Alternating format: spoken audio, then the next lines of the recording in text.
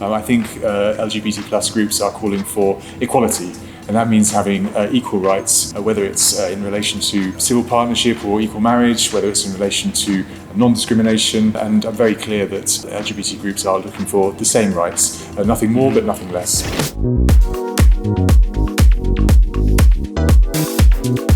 Well, Pride matters to us because LGBTQ plus rights are human rights. We don't believe we can have a just society unless you have a fair and diverse society. And so what we're doing here in Pride Month is sort of demonstrating our experience in the United States with LGBTQ plus rights, which started back in 1969, something called the Stonewall Riots in New York City in the month of June, which involved police raids on a community, and a community that felt it was being suppressed and needed to band together to promote their rights so that they could live in freedom. And from that, we had various gay rights parades that flourished in the years after that. So this is our journey, and we're here to share that journey with our Thai friends today. It's an opportunity for us to highlight and raise awareness of the outstanding challenges faced by the LGBT community.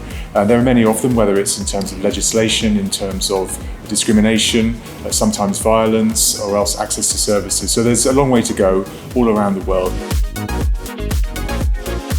Thailand has a very well-deserved reputation as a country that welcomes people from all walks of life, and I think that's definitely true as it applies to the LGBTQ plus community. Now, the legal framework is different, the rights, the level of rights are different. Every country in the world is a little bit different in that regard. And so what we want to do is demonstrate our experience and how we overcame some of these hurdles, and perhaps share some lessons from our legal environment to see how those laws might be applied to Thailand, taking into account the various characteristics of your society.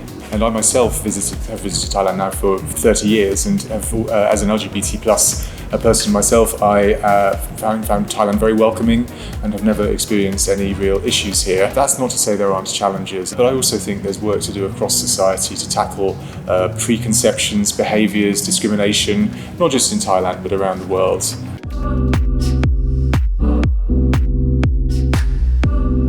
The most important thing is to engage and listen, to hear the views and the needs of the LGBT plus community, and then we can all understand what the challenges are and how best to deal with them. There are the actions of business, and that can be anything from discrimination that takes place in the workplace to recruitment campaigns, how to retain staff, and you're going to have staff that perform to the best of their ability if they can be themselves. And that applies to all countries. It applies to my country as well. I mean, no country is perfect in this regard or any other regard when it comes to human rights.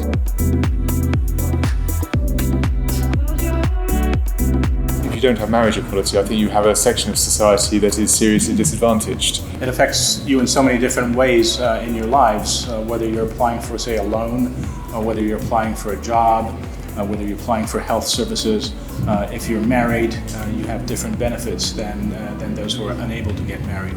And so there's a wide range of areas where the rights and the respect and the health benefits are just simply not the same for people that are not allowed to get married, or at least to enter into a civil union.